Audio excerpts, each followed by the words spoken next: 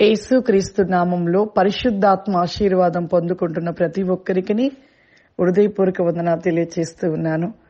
ఉదయమే మనము లేచి ప్రార్థించుకొనుట, వాక్యమును ధ్యానించుకొని పరిశుద్ధాత్మ ఆశీర్వాదాన్ని పొందుకోవాలి. దినములు చెడ్డవి. ఈ దినము గడుస్తూ ఉందంటే మనము ఎంతో భయంకరమైన ప్రమాదాల నుండి, అపాయాల నుండి తప్పించబడి దేవుడిచ్చిన క్షేమంలో జీవిస్తున్న వారుగా ఉంటున్నాం. ఎటు చూసినా భయంకరమైన దినములు. కాబట్టి ప్రతిరోజు దేవుడి ఆశీర్వాదం మనతో ఉంటే ప్రతి అపాయాన్ని తప్పించుకోగలుగుతాము. ఈరోజు పరిశుద్ధాత్మ దేవుడు మనకిస్తున్న వాగ్దానము దావీదు రాసిన కీర్తనలో 89వ అధ్యాయము 48వ వచనము. మరణము చూడక బ్రతుకు నరుడెవడు?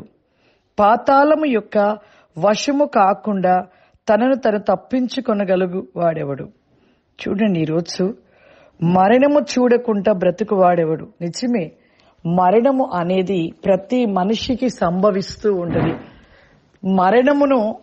మరణము లేకుండా ఎవరు కూడా సజీవముగా నిలిచి ఉండలేరు. ఎందుకు అంటే ప్రతి మనిషి, పుట్టిన ప్రతి మానవుడు కూడా మరణించక తప్పదు. కానీ ఒకటి భయంకరమైన ప్రమాదకరమైన స్థలం ఉంది. అదే పాతాళము. ఆ పాతాళం నుండి తప్పించుకునే వారిగా ఉండాలి. ఆ పాతాళం నుండి తప్పించుకోబడుట కొరకే క్రీస్తు మన మధ్యలోనికి వచ్చి మనని ఆ నిత్య రాజ్యానికి తీసుకెళ్లుట కోసము ఆయన మన కోసము జన్మించి మన పాపాల నుండి మనని విముక్తి చేసి మనను పరలోక రాజ్యంలోనికి, ఆ భయంకరమైన పాతాళంలో పడకుండా మనని రక్షించుట కోసమే ప్రభు మన కోసం వచ్చాడు. కానీ మనమైతే క్రీస్తును ధరించుకున్నట్టుగా ధరించుకొని ఆ పాతాలన్నీ విడిచిపెట్టలేని వారిగా ఉంటున్నాం. పాపమును విడిచిపెట్టట్లేదు. పాపము విడవని వారు ఖచ్చితంగా పాతాళంలోనికి వెళ్తారు. అందుకే చెప్తూ ఉన్నాడు ప్రభు ఇక్కడ 2 మాటలు.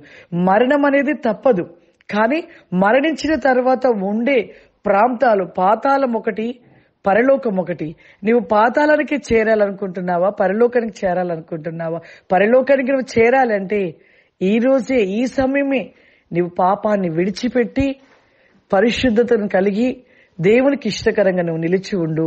పాతాళాన్ని తప్పించుపడి పరలోక రాజ్యపు వారసుడుగా, పరలోకపు రాజ్యపు ఒక బిడ్డగా నువ్వు నిలిచి ఉంటావు. ఆ రీతిగా ప్రతి ఒక్కరు కూడా పాపమును విడిచి పరలోక రాజ్యం కోసము పరిగెట్టి పరిశుద్ధతలో నిలిచి నమ్మకమైన జీవితాన్ని కలిగి ఉండాలి. ప్రార్థన చేసుకుందాం. సర్వశక్తివంతుడా, దయగల తండ్రి, నీకు వందనాలు చెల్లిస్తూ ఉన్నాను ప్రభువా. పరిశుద్ధాత్మ దేవా, ఏ దినము నాయనా నీవిచ్చిన వాగ్దానము ప్రభువా దేవా, మరణము ప్రతి ఒక్కరికి సంభవిస్తుందని సెలవిస్తున్నావు. మరణ వేక్యం నుండి పాతాళములో పడిపోవుట ప్రతినీకమని సెలవిస్తున్నావు. నిజమే తండ్రి, పాపమును విడిచివాడు పరలోకము రాజ్యమునికి ప్రవేశించగలుగుతాడు అంటున్నావు.